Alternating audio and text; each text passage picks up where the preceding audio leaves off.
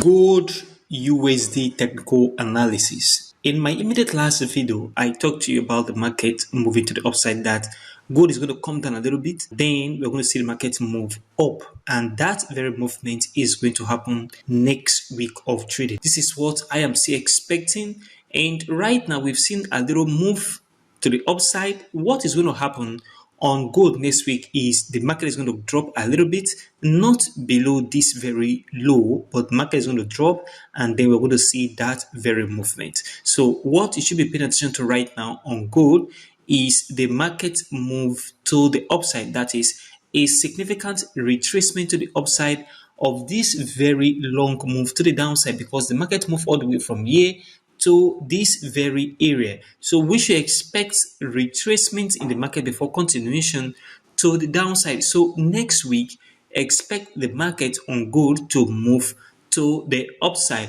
And on the Euro USD chart, if you look at this market, when market opened this week, market dropped all the way from here to the downside to this very level, and then it has moved back into this very area where the market dropped from.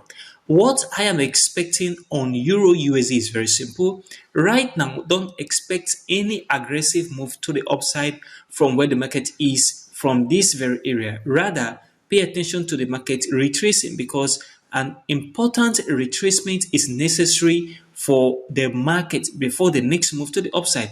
So where the market is right now at this price level of 1.05574 and this other price level of 1.0591, within this zone, the market is going to move down, because we see a spike from here, and after that very spike, market come back to the downside, and right now, market is approaching this level.